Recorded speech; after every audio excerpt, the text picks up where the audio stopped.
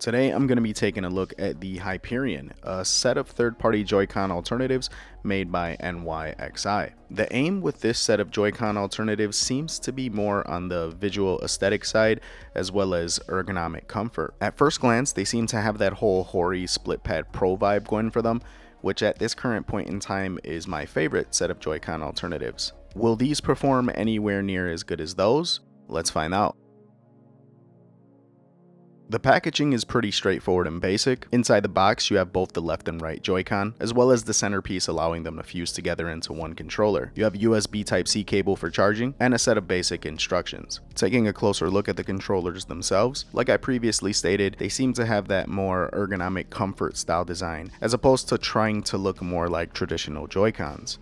The overall button layout is kind of what we've grown accustomed to seeing for the Nintendo Switch. They didn't do anything too crazy here. You have your two analog sticks, a plus and minus button, 4 face buttons, as well as a directional pad on the left Joy-Con. Now that's a bit of an interesting choice, so if you do decide to break these off and use them individually, the person using the left Joy-Con is going to have a bit of a difficult time. But the way these things are set up, they're built best to be used attached to the Nintendo Switch or in a solid controller function as seen here. On the bottom, you have your capture button as well as your home button, and each Joy-Con has this T button, which is actually used to change the lighting effects on the controllers. It's actually really easy to do. You just tap down on the T button and click the analog stick, and it allows you to cycle through all of the lighting effects. You can pick a solid color, or you can have the controller kind of fade between each different light variant. Very nice feature, helps with the overall aesthetics, and doesn't do anything that affects the controller's performance in any way, shape, or form. Over on the top side, you have the 4 shoulder buttons, with the ZL and ZR buttons being more in the trigger setup. And over on the back side, you have the MR and ML paddle style buttons that are completely programmable and are placed in extremely comfortable positions.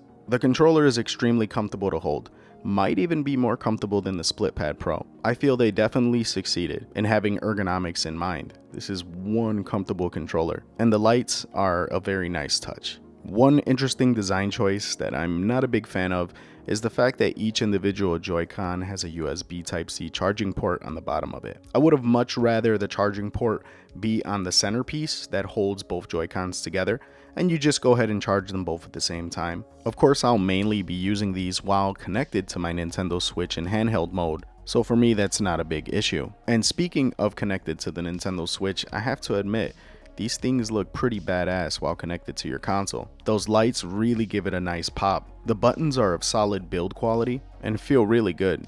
As you can see, the buttons are much bigger than those on the standard set of Joy-Cons, so that's a really big positive for me. I prefer the bigger buttons. Now, one area that seems to always be hit or miss when it comes to these third-party controllers is the quality of the analog sticks. And I'm really happy to say that that was a non-factor here. Both joysticks felt really good, really tight, and very responsive. Every game I played while using these was an overall pleasant experience. With their overall size and meatiness, they're really ideal for first-person shooter type games, or games that require any type of tight precision control.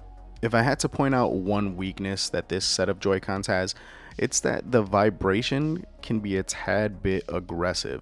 Fortunately, you can completely adjust the amount of vibration you like, but I wasn't really able to find that sweet spot. It was either too aggressive or wasn't vibrating enough. Once again, not a deal breaker, but I think at this point in time, we're all probably a bit spoiled by Nintendo's HD Rumble feature that the authentic set of Joy-Cons has. So the Hyperion by NYXI.